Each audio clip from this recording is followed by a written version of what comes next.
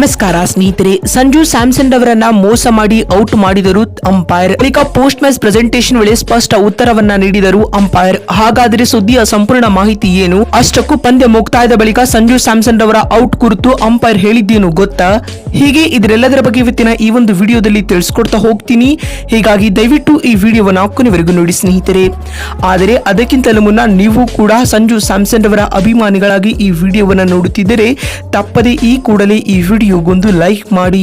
ಹೌದು, Indian premier ಲೀಗ್ನ 56ನೇ ಪಂದ್ಯದಲ್ಲಿ TV umpire ನೀಡಿದ ತೀರ್ಪು ಇದೀಗ ವಿವಾದಕ್ಕೆ ಕಾರಣವಾಗಿದೆ.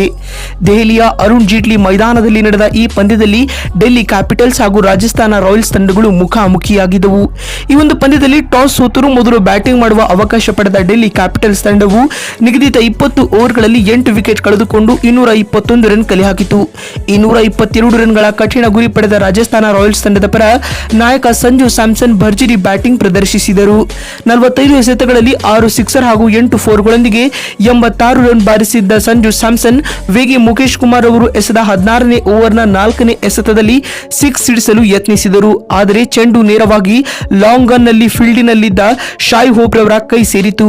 ಆದರೆ ಚೆಂಡು ಹಿಡಿದ ಬಳಿಕ ಚಲಿಸಿದ ಹೋಪ್ ರವರು ಬೌಂಡರಿ ಲೈನ್ ದಾಟಿದ್ದಾರಾ ಎಂದು ಪರಿಶೀಲಿಸಲು ಫೀಲ್ಡ್ ಅಂಪೈರ್ ಟಿವಿ ಅಂಪೈರ್ನ ಮೊರೆ ಹೋಗಿದ್ದರು. ರಿಪ್ಲೇ ಪರಿಶೀಲಿಸಿದ ಟಿವಿ ಅಂಪೈರ್ ಸಂಜು ಸ್ಯಾಮ್ಸನ್ ಅವರು ಔಟ್ ಎಂದು ತೀರ್ಮಾನವನ್ನ ನೀಡಿದರು. ಆದರೆ ಮರು ಪರಿಶೀಲನೆಯ ವೇಳೆ ಶಾಯ್ ಹೋಪ್ ರವರ ಶೂಸ್ ಬೌಂಡರಿ ಲೈನ್ಗೆ ತಾಗಿದಂತೆ ಗೋಚರಿಸುತ್ತಿತ್ತು.